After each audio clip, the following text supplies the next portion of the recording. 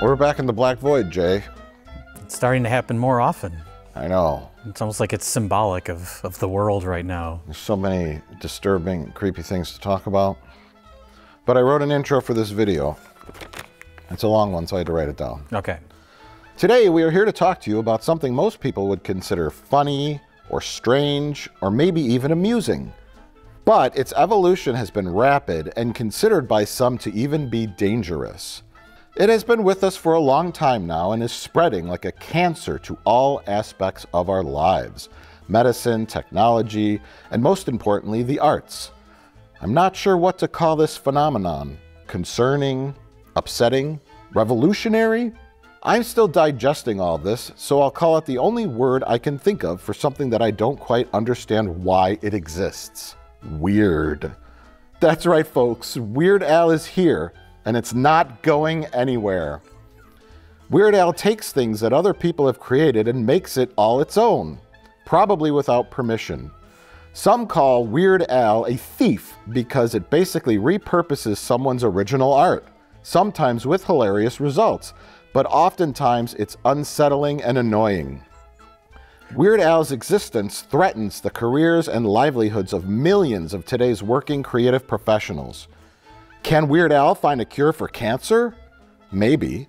Can Weird Al drive your car home for you when you're drunk? Yes. Can Weird Al be a virtual human companion so you can have VR sex with it? For sure. Some people are worried that Weird Al will get its hands on their children. But that's what... I'm sorry, this is a very serious topic and I shouldn't be laughing. But that's what we're here to talk about today. The ever-encompassing and disturbing reach of Weird Al. And just what should be done about it. But I don't understand what was so funny. Mike, are you sure you're reading that right?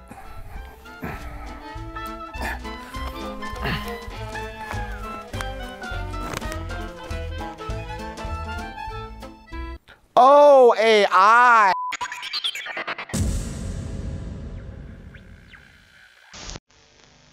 Welcome to Two Old Men Talk About a Topic They Barely Understand. Well, okay, Jay.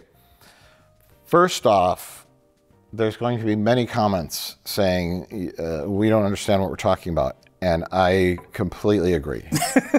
I don't completely have every factual bit of knowledge of artificial intelligence and how it works, why it works, what it does exactly. I understand the cursory elements of it, and our conversation will be mostly focused on the arts. Yes. Movies and entertainment and that sort of thing. Because that's the thing when people talk about AI. I'm going to say something, I don't know if this is a hot take. There are people that whenever you mention AI in any capacity, in any form, because there's lots of different things that AI does. There's lots of different utilizations for it. But just the mere mention of it, some people get like viscerally angry and they start typing AI slop, and they get very upset. And to me, it feels kind of performative. So that's my hot take. I hate AI in the world of art. It's very complicated. It's very complicated. So we're not talking about like, there's different utilizations of it. Some I think can be done more, I don't know if you want to say ethically, if people just use it as like a search engine or, although I hate Google's AI implementation. So, but the idea of like, yeah, something that's more, where it's used more kind of utilitarian. It's not trying to create something artistic or creative. That's one aspect of it that we're not really going to be talking about.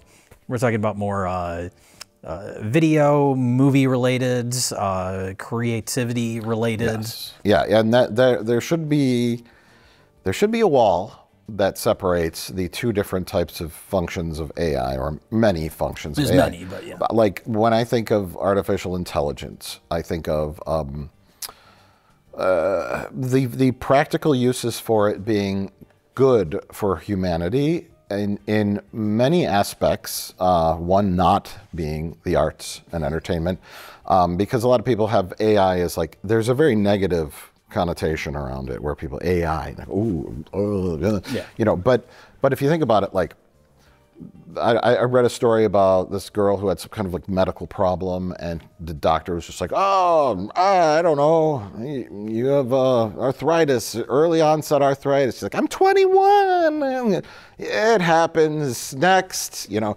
And then she was like Googling and using AI, and then it figured out like all these weird symptoms she was having, and came down to some like super bizarre syndrome that like 1 in a million people get.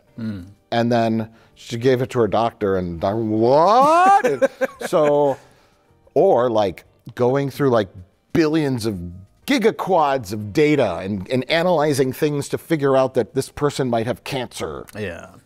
So I could think of probably, I don't know, dozens of different applications that doing like the really hard work. Add some milk directly from your chest hole. Mix the fucking fuck out of it. Well, I guess you don't know everything about women yet. I guess you don't know anything about men yet.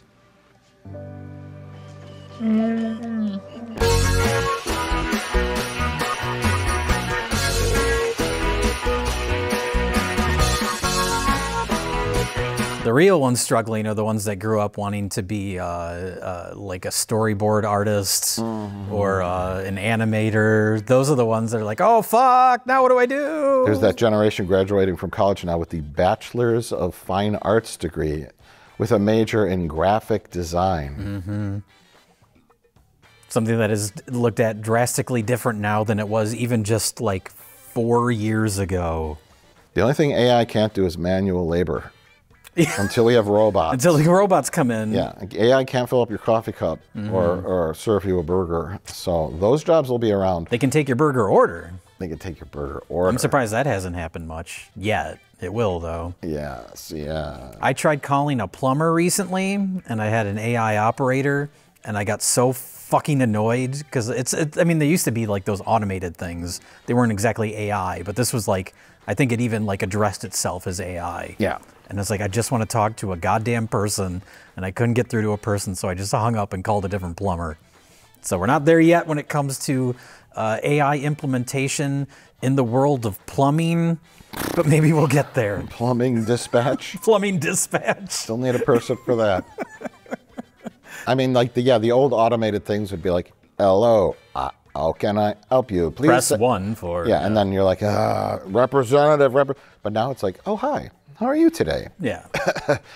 Sorry, I've got a bit of a cold. And you're like, well, are you a person? And then of course, AI is tricking old people, recreating voices. That's kind of the aspect that we're going to be talking more about. There's millions of topics. Yeah. There's millions of topics, but we're the worst people to talk about most of them. Yeah, we don't know that much about it, but what we do know is movies and trickery on YouTube. Yeah, movies and content creation, you could say. Sure. So, content creation is now called trickery on YouTube. Sure, yeah, because there's just endless AI trailers, AI generated trailers on YouTube. Yeah. They call it a content farm, where you just put things out to trick people and get hundreds of thousands of views to make revenue doing very, very little work.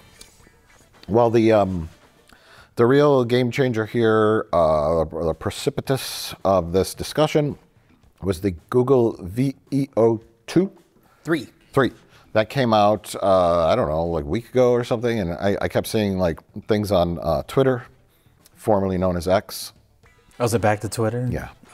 I saw a video of Elon Musk saying, I'm reverting X back to Twitter. Oh, Mike, that was AI generated. Oh, no! Yeah. I seen things on the X, formerly known as MySpace, where someone's like, Google VEO3 is changing the world, and blah, blah, blah, blah, blah. And I'm like, what? There's like, and then the videos were amazingly lifelike. You want to convince me that this perfect creation behind me is the result of ones and zeros? A binary code and nothing more? It makes no sense.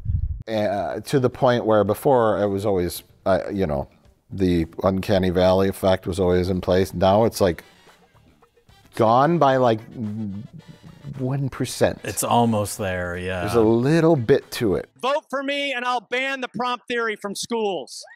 There's no place for that nonsense in our lives. I saw one where it was like the text they implemented was, how much wood would a woodchuck chuck if a woodchuck could chuck wood? And it was like people saying that specifically weird tongue twistery phrase in numerous parts of media. There was like witches saying it and like an old knight. How much wood would a woodchuck chuck if a woodchuck could chuck wood? Just to prove that, you know, that was not in a movie. Yeah. It's not clips from movies. And or they would say like the prompt, like we're all prompts. I'm prompted, you know. I saw that. There was like a guy on top of a mountain and Yeah. a girl being interviewed on the streets. Yeah. And it had like subtitles to it, but it still had that little bit of that AI jank to it where some of the letters were wrong. Yeah. It's like, couldn't you just add the subtitles after the fact? does But maybe it get- that was part of the presentation. I don't know. Now my question is, how does it get photorealistic video correct but not letters? Letters have been tricky. They're still working on it. They're almost there, though. They're getting closer. Is it But be- that's a new thing with that VO3 is apparently the implementation of voices and the ability to speak in a more natural way. We can talk with accents. Oh, I think that would be marvelous, Yes, it is very fun. But Yes, it is very good. It's very fun. Because that goes into what we're talking about with these AI slop trailers, where, man, some of the dialogue in that, some of the audio is so janky. Marty, we have a problem. But now, with the release of this new VO, that we're going to have a whole new wave of AI trailers that look substantially better. Yeah, that's the fear. Yes. And that's the question is we'll get into the legalities of it. Now, should we talk about our trailers? Sure, let's just talk about some of our research. Okay, and then we'll spin off into some more topics. So, Jay, I was in charge of doing the trailers. And I've seen some of these anyway. I didn't get tricked by the trailer, but recently I got tricked into clicking on one. Because I saw there was the new Fantastic Four trailer came out, and it had just come out. Like, I just happened to be at my computer, and it was like posted 3 minutes ago or something like that. So I went to the Google and I typed in Fantastic Four trailer, and I saw a thumbnail that looked authentic. You got to look at the uploader, and I don't think I think I just clicked on it. But within 10 seconds, I was like, oh, this is AI. The ones that seem to come up a lot are, I have Back to the Future 4, which almost always includes Tom Holland. Tom Holland and Robert Downey Jr. Marty, we need to go back before time erases itself. When the past collides with the future. This isn't where I was supposed to be.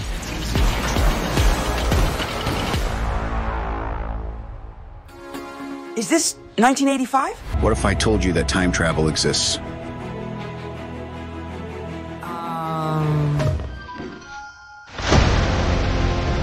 Dad, was it all real? And Titanic 2, and The Simpsons live action trailer. That one came up a handful of times. The most by far is Back to the Future 4 and Titanic 2. Captain, the man in the ice. You gave me life in one night, and I've spent every day since trying to live it the way you would have wanted. Titanic 2 is ready to set sail on its maiden voyage. They said I died that night, but something inside me stayed afloat. Maybe it was the promise. Maybe it was you. All I know is this time I'm not letting go. And I speculate it's because, for clicks, obviously, because those are two movies that probably will never be made, or most people would be shocked if they were making it. I mean, technically, there was a Titanic 2.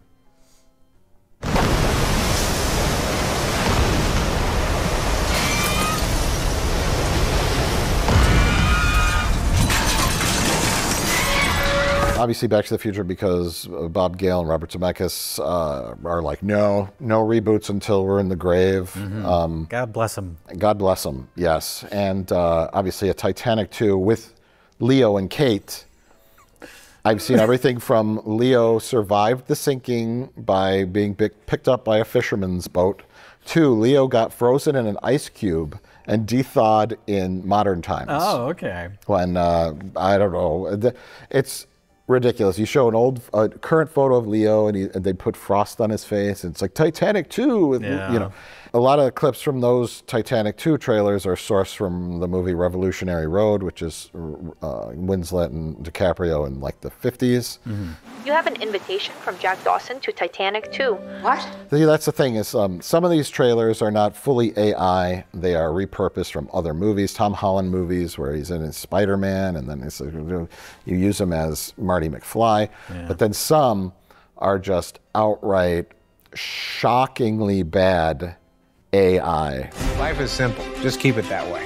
Well, there's I think it was only like a year ago that those like fake Wes Anderson trailers started popping off, where it was like Wes Anderson makes Star Wars, Wes Anderson makes what else did they do? Oh, Indiana Jones or something like that. But those were like, they weren't complete still images, but they were AI generated. There was like a slight movement, like Bill Murray looking into the camera, and he like blinks or something. Well, there's also those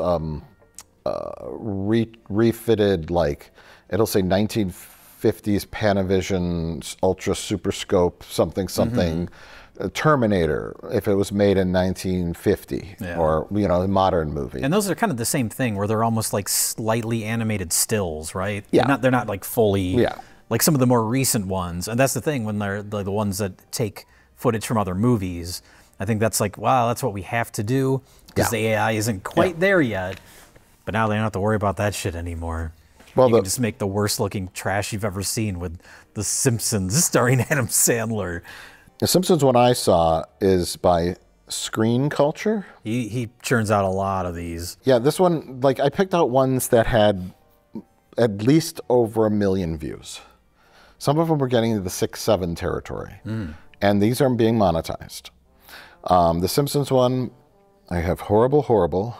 Well, I noticed there was that Simpsons one, they just reused the same line twice. Life is simple. Just keep it that way. Life is simple. Just keep it that way. I think the Simpsons one is they didn't write a script. They said AI write a script, and then like the mouths are. It's like visually horrible and script wise, it's horrible. Yeah. Julie, why did I come in here again? And that's us. Just a normal family. There's a couple of comments. I missed the internet before AI. Anyone else? ? I never wish to unfollow a channel so badly. This is eerie. It looks like there's no actual editing and the actors just signed off on lending their likeness to AI. Oh. Miscommunication there. Life is simple. Just keep it that way. Let's go back to the Future 4. This is the one I picked. It's by KH Studio, another culprit. We'll say. It's worth pointing out. Should we say artist or culprit? Culprit. Okay. Yeah, don't put, I mean, you could say artist with like 15 quotation marks around it, I suppose. But his channel and a couple of these other ones, Screen Culture, I think, when they get a hit, they make the exact same thing over and over and over. Both of these channels have multiple Back to the Future 4 trailers. I found like 10 that were all from the same company. So they get a hit and then, 2 weeks later, they make the exact same thing to get a hit again. Yes. And just keep getting sucked up in that algorithm. But here's this KH Studio one. Back to the Future 4, 2025, first trailer, Tom Holland, Robert Downey Jr. That's the official title. You got to put their names in it, yeah. You got to put their names in it, yes. But the reason why I'm jumping to Titanic 2025, this is not Titanic 2. This is just a Titanic reboot, right? With Zendaya? Zendaya and Timothy Chalamet. This is by the artist Royal Trailer. Okay. I'm sorry, culprit, Royal Trailer. Now this one, and I've noticed with lots of others, Titanic, parenthetical 2025, dash, first trailer, line, Timothy Chalamet, comma, Zendaya, line, concept version at the end. Now you know why there's so many text objects is because you don't see them in your recommended. Gets cut off. Gets cut off at the end, but they, at least this channel, wanted the concept trailer in the title because I'm talking about Titanic and Royal Trailer. This is their channel description. Welcome to Royal Trailer, your ultimate destination for content mashup trailers and captivating content.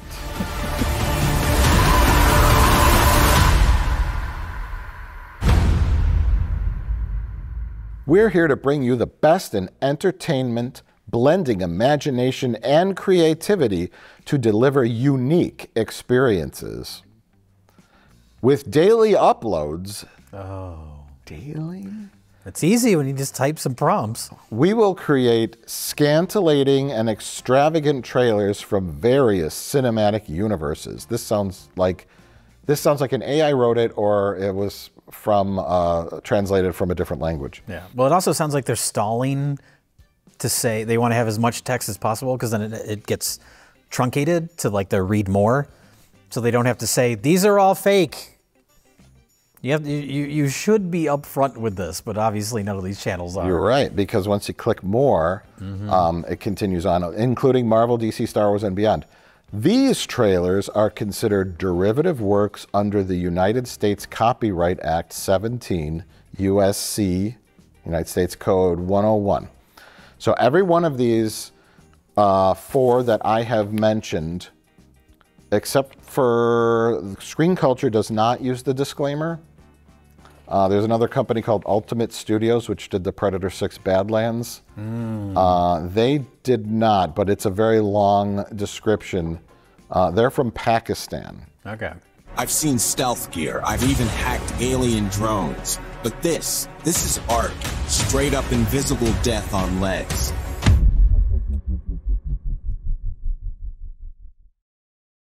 I wanted to talk about the Titanic trailer, because that's really what got me going. Because that one,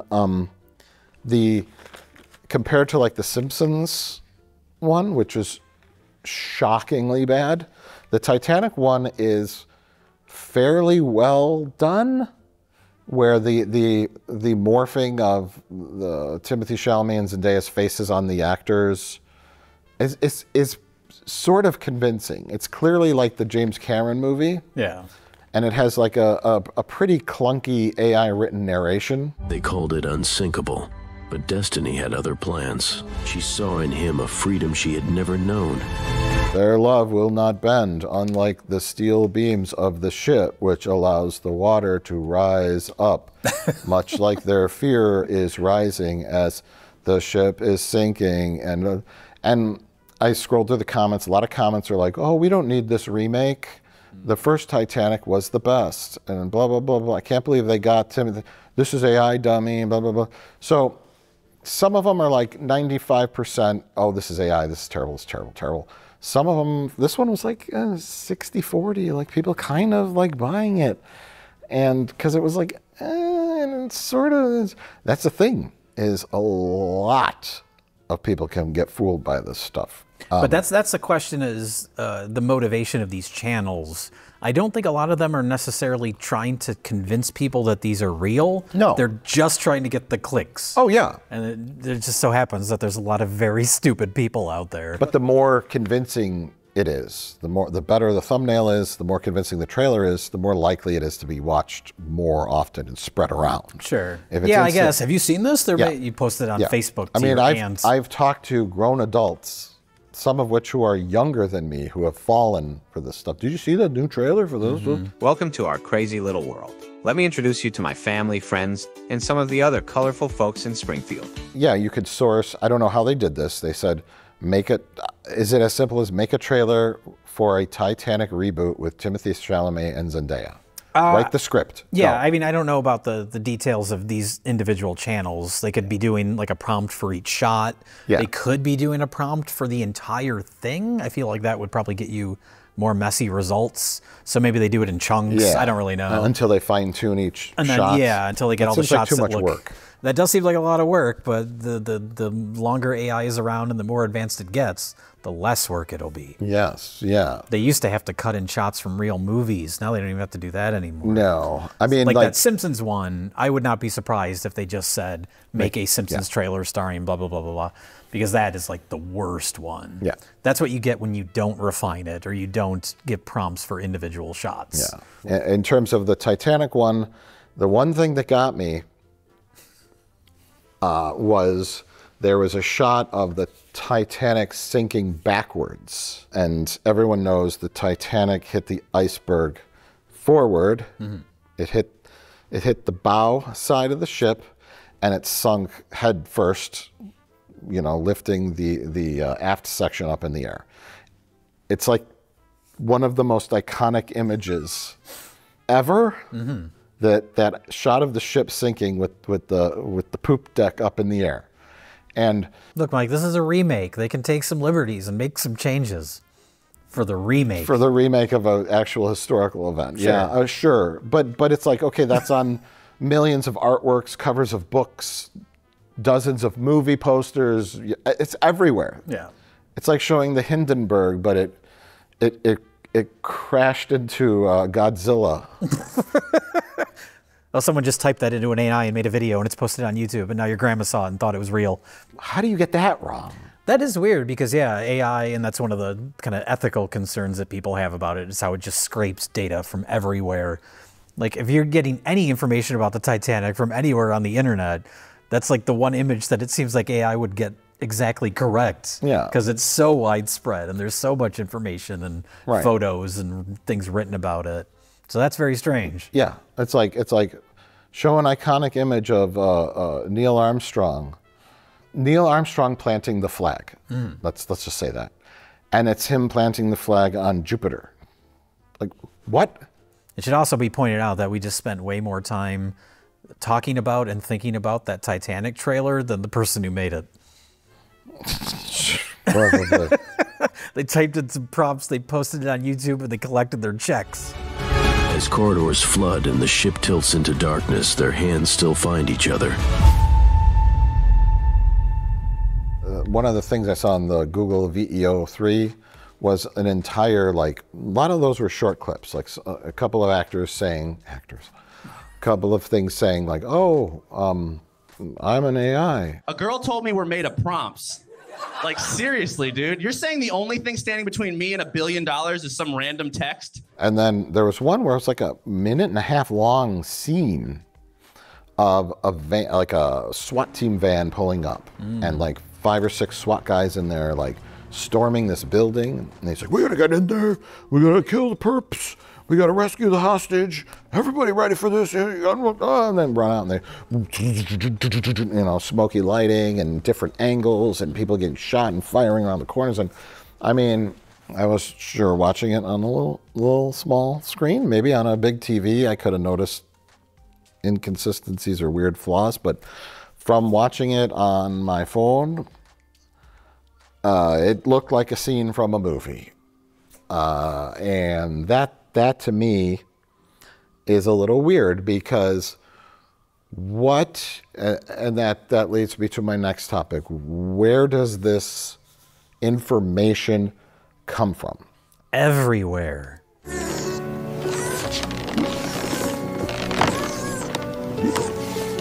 The internet is a vast, wide place with lots of information, and this is just being fed everything. So it's like Johnny 5, more input. Need input. Need input. More input. More input. Input. Abyssinia. Adam Dunn. Adam Dunn. Holy crow, you can read! So it has like maybe, I don't know, 10,000 scenes of... Try 10 million scenes. 10 million scenes of the inside of a SWAT team van. And then obviously it will know to not have errors, so it creates its own. Well, that goes into the idea of us talking about artists losing jobs and stuff, is it's advanced enough now, because there's that other clip where people are showing off how advanced the in the VO3 it is to do dialogue and people talking now.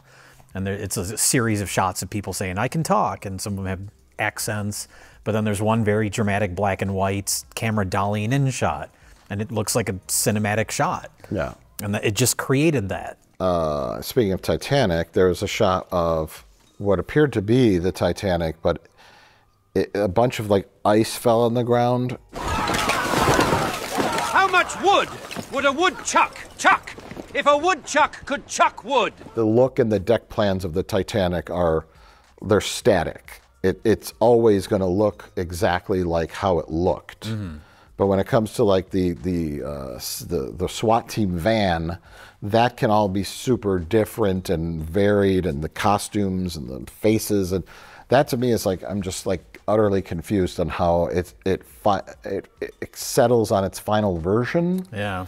Well, a lot of times they spit out like multiple versions. Like I don't know how it is with video, but with photos, you can type some prompts in and it'll give you like 3 or 4 options, and you pick which one you think looks the best. And you're like, that's my shot, or that's my photo, or whatever. So I'm assuming, yeah, you type in a prompt for a shot, it doesn't get it quite right, you just refine your prompts, and then you get a different shot until you get exactly what you want it to look like. Yeah. But that's another concern too, is like, yeah, as talking about it scraping data from everywhere, is it's like a privacy nightmare, because people have concerns that like if they use like Google Photos or whatever, they upload their photos to the cloud, like is Google scraping all of that information? Mm-hmm. And the answer is yes. It's hidden in 3,000 pages of a disclaimer that you have to sign. Exactly.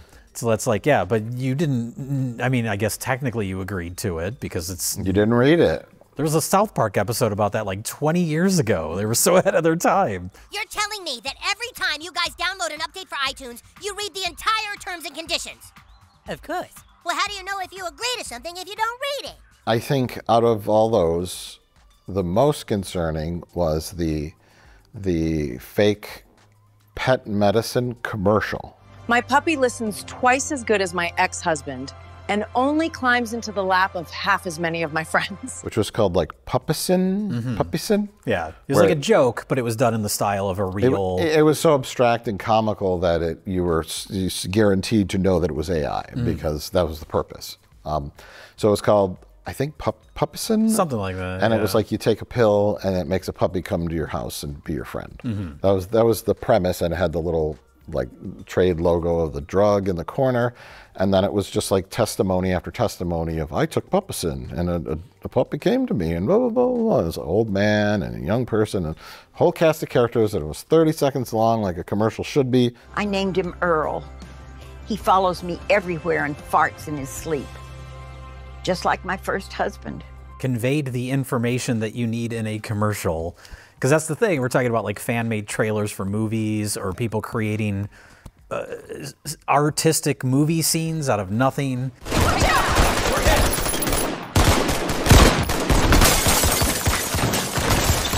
But there are things like that, like where they still require a cast and crew, you need a director, you need to shoot it, you need to edit it, things like that aren't really, like commercials generally aren't considered art. So it's like ethically, some would argue, some commercials are, but where does that lie in terms of like, because yeah, that's a whole industry of people that are just going to be out of work. If you just need a commercial to advertise your pill, like instead of shooting a whole thing, just type in some prompts, you got your commercial, you've saved yourself, you know, $100,000. Well, the somewhat recent but now horribly outdated version of that is stock footage. Oh, sure. You ever watch like junk commercials during like daytime or late night TV where it's like, call the law offices of blah, blah, blah, and blah, blah. And it's just like, you know, stock footage of grandma and grandpa on the phone calling, but it's real people being photographed and videotaped for stock footage purposes. You had to pay for the license to use that footage. Somebody got paid to shoot that footage. Yeah, it's just like anything that they could fill the visual time with stock footage. They do, and then they throw a voiceover. Yeah, and it's like instant commercial, and that's done now. If you run a stock footage company, you'll be out of business in a month. Yeah, the Google VO is like, I want to say it's not cheap. It's like $250 or $300 a month. What? For the amount that you're saving from not having to shoot a commercial, you know, that almost seems like nothing. It should be $25,000 a month. Yeah, that's the thing, is that's another aspect of it, how accessible it is now. When these are like the type of tools that seem like they would only be accessible to, you know, Hollywood, you know, big production companies or whatever. Yeah. But now anyone can do this shit. So if I paid $250 a month and I said, I want to make a commercial about Rich Evans' diabetes medicine. Rich Evans is a patient and he goes to the doctor. Do I have to type a script or do I just Well, this is the thing. I've done this once, exactly once. I did this once for a Best of the Worst, the one where we did Birdemic 3, because we kept talking about how that movie felt like it was AI generated. That's tragic.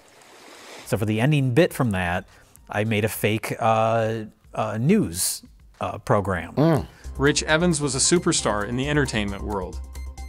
He had built up a large following through his work with RedLetterMedia, and many fans looked to him as an icon of justice.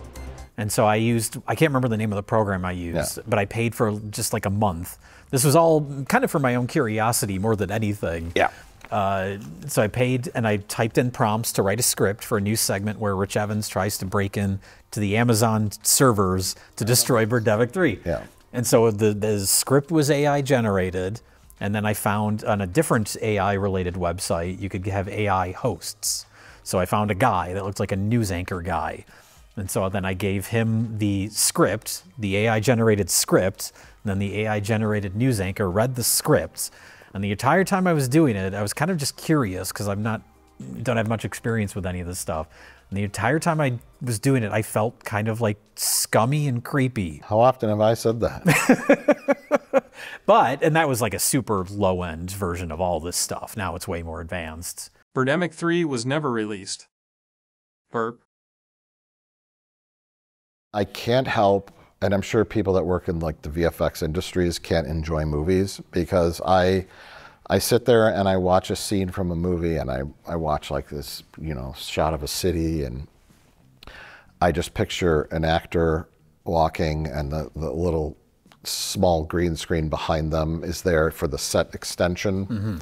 And then the 50 passes of layerings of snow and smog and then the real set is just one person standing there with like a 5-foot little brick wall behind them that's a doorway to a building, and that's it. Right. And I try to shut that part of my brain off, but now it's going to be, what am I watching that's real? That's created by a person, even if it's not real, but it's that's like created by a person. Matte painting, digital matte painting done by a person. Yeah. That's the thing, is like, I know it doesn't matter. There's the creatives, the people that write and direct the shows, the actors, but there's the people higher up from them that would love to just let everything be taken over.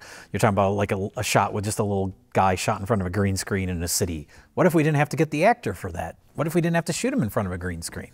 Just type the prompt, and then the shot exists. Or the higher up people, and that goes with like writing too. Like, do you really need a physical, I'm thinking about the perspective of an executive. Do you need someone to physically write the script for a Transformers sequel? Just have the AI do it. You're going to get the same results, because the executives are like, I want this in there, I want this in there, I want this in there, we need product placement for this. The actual writer isn't adding anything creative to it. He's just writing what he's been told. Can I throw a philosophical monkey wrench into this discussion? Sure. Perhaps a different take. Okay. AI means artificial intelligence. People have intelligence. We are not artificial, we are organic. We are created by a biological process. We are born as babies. This is true. Babies that know nothing, but I want some food and I gotta poop in my pants. Babies know nothing. Throughout our lives, we learn, we assimilate, we read books, we watch TV, we gather information from sources that exist already. Then when it comes time for you, Jay Bauman, former baby, to write a script, what are you writing from? Experience and information and things you've seen before and moments and experiences from your own life. Like a Quentin Tarantino. I was actually, as you were doing that, I was starting to think about Quentin Tarantino. He's a great example. That's right. Why, because while he is very good at what he does, he is very, very much inspired by other things. So you could say nothing is technically, truly 100% original. It is a amalgamation of a lifetime of experiences, not just media, maybe a personal experience. You know, maybe you had something happen in your life that was interesting and you want to put it in a script and it's not in any kind of, but that's information. That's all it is. It's information and experience. And maybe like an AI that's writing a screenplay can also pull from someone's vlog, in someone's movie, someone's short story, someone's podcast, people talking, and it's like a human being's brain times a quadrillion of compiling information. And at that point, the studio head says, I want a Transformer script that has this, this, and this, and this, and bam. But there is the question of the spark of creativity. Well, that's where I would also mention Tarantino. He puts his own stamp. Yeah, he's pulling from all these sources, but he's putting them together in a way that only his bizarre brain, his weird ADHD brain, could represent to the world. I guess when, and I was thinking about this too. I was watching something, and I was like, I don't know if an AI could write this. It just has such a unique flair to it that's such the style of the artist that created it. Because this is a joke I made a while ago, but imagine like AI could not generate a Donald Farmer movie.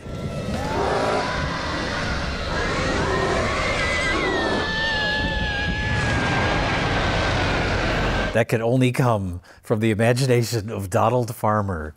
No AI could possibly think to combine vomiting and seizures with people standing, 1 foot deep in the water being scared of a shark. I don't know, you just have to type into the prompt, add more perverts. And I'd like the internet to know we have discussed Quentin Tarantino and Donald Farmer within the same span. You know what? They're both unique voices in the world of cinema. So in terms of the movie trailers, these are obviously, even though they say that they're done for artistic expression and imagination. Oh my God. Oh, the AI glitched out. So in terms of the movie trailers, the fake AI-generated movie trailers, the spectrum goes from terrible to kind of someone cut up footage from a movie to try to make it look like it to really good morphing effects and more well done than others. A wide array of quality. The purpose of those is to get people to click on it out of curiosity to see if it's a real trailer or because I think it's one. The creator's purpose is to make money, cheap, quick, easy money by generating fake trailers, although they claim in most of their descriptions that they're about creativity, passionate about delivering comprehensive and honest evaluations of latest films and TV shows. Time. It has a funny way of catching up with you. Dad, was it all real? The time travel? But that's really just a small problem right now. But things are evolving quickly, and very soon people might be able to create a completely photorealistic, very deceptive, real trailer for either a movie that's coming out or a fictional movie that they invented, a Titanic 2, whatever, where it is like indistinguishable from a real trailer. They're claiming that their works are either like parody or derivative or transformative. There's some sort of expression that allows them to be like protected by copyright laws. But there's also something where they feel like they're protected by copyright laws. They feel like they're protected by copyright laws. But I think this will get worse for studios because there's a concept called confusion in the marketplace, which is a legal definition of problems that arise when someone tries to steal or mimic your brand. Like you can't create a restaurant called Burger King. If your last name is Burger, your name's J Burger, B-E-R-G-E-R, right? Yeah. And you call your restaurant Burger King. Even though it's spelled differently, you can't get away with it because it's too similar to the original Burger King. Yeah. And so at what point do we start having problems with that? There was a thing recently where somebody got on the set of Avengers Doomsday. Did you see this? And they were like taking footage, and the studio got it all pulled down immediately. But that's the thing, is like someone could just like generate fake behind the scenes footage. And that could just be out there, and they could be trying to trick people. So that's an issue too, but kind of related. But like in terms of like, Timothy Chalamet and Zendaya in the Titanic reboot trailer, right? Obviously they didn't give their permission for that. But they... but it's a fan concept. It's a concept, and it's a derivative work of art. But the second it becomes like misleading or, you know, I don't know. That's the thing, is YouTube has rules against that. Sort of, they would call it deceptive. But YouTube is a giant, giant site with hundreds of thousands of videos being uploaded every second. So it's like, how do you regulate this kind of stuff specifically on YouTube, but then how do you regulate AI-generated stuff in general? Yeah. Because obviously there's much more dangerous uses for it, potential uses for it out there. Well, they passed that like AI deepfake porn bill recently, where it's like you know, against the law to like put Timothy Chalamet's face on a porn actor having sex with Zendaya, or revenge porn. I mean, revenge porn's been a thing, but like you can't use Google VO3?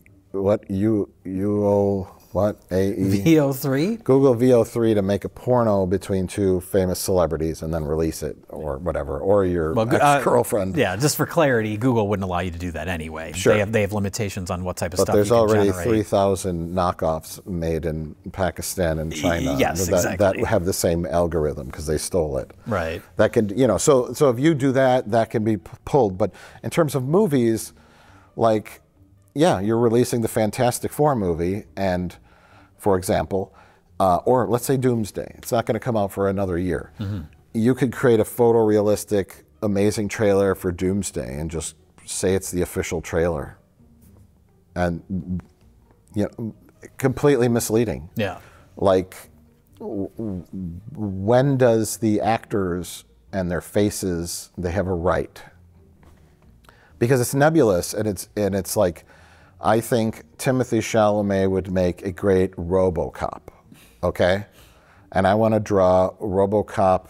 I use my pen, and I draw RoboCop with Timothy Chalamet's face on it, and I release it as an artwork. Yeah. Why is that different than a CGI AI artwork in motion?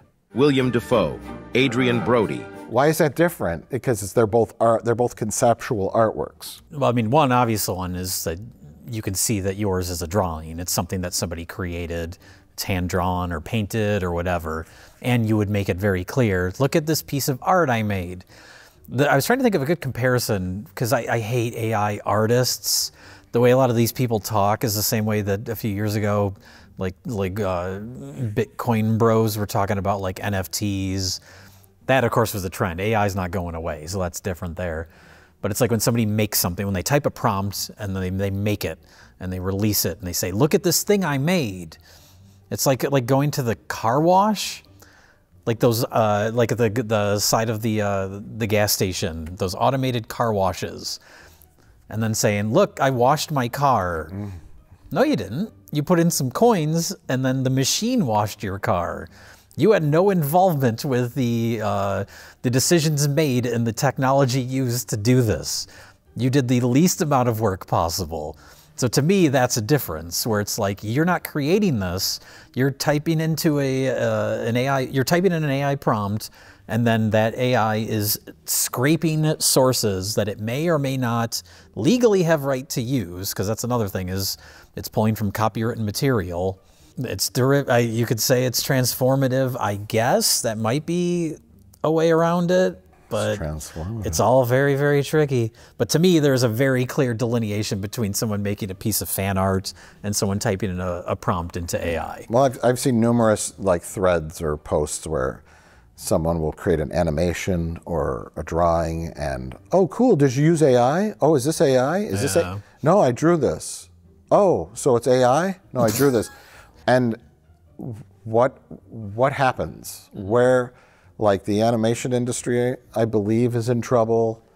Because the studios are foaming at the mouth to not have to pay people to create TV series that are completely created using a computer algorithm. Sure.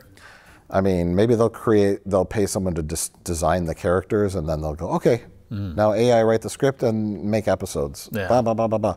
And then graphic designers, voiceover artists, where you can like now recreate anyone's voice easily with proper inflections. Yeah, or even just a made-up voice. If you just need an announcer voice for something. Yeah, just minor You don't have to hire roles. someone to record that anymore. A narrator for a new pharmaceutical commercial. Oh, you'll feel much better. Symptoms include nausea, diarrhea, vomiting. You don't have to get a physical person in there, like for something like that. Yeah. But there are real famous people out there that are people like them because they're real and famous and good actors. They have personality and they want to see them in movies. But how long till you can create an AI Robert Downey Jr. that is very similar to the real Robert Downey Jr. and you can't even tell? Yeah, that he's signed off on. That's another thing too. If they sign off on it, people are talking about that with James Earl Jones and his voice for Darth Vader. Yeah, it's like I guess he technically agreed to it. These skibidi toilets, are they some new form of rebel alliance? I think the only guarantee of people who will be working are lawyers. There will be no one in the entertainment industry anymore working.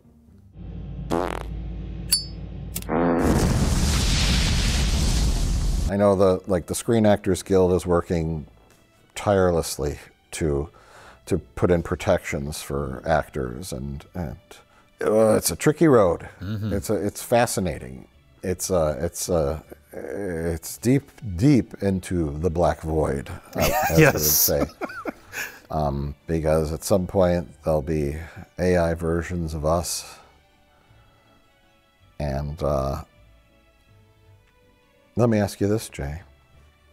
If you could click a button and create an AI video of us talking about this very topic and just rake in the money, would you do it? No. Why would you? Are we AI now right? In this moment very? Do people know if this whole conversation was created using Google AEO3?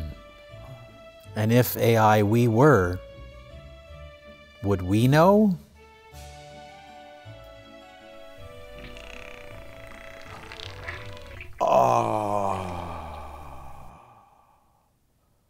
Well, I'll tell you one thing.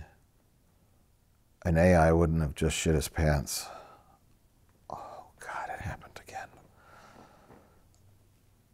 I gotta go. Oh, Lord.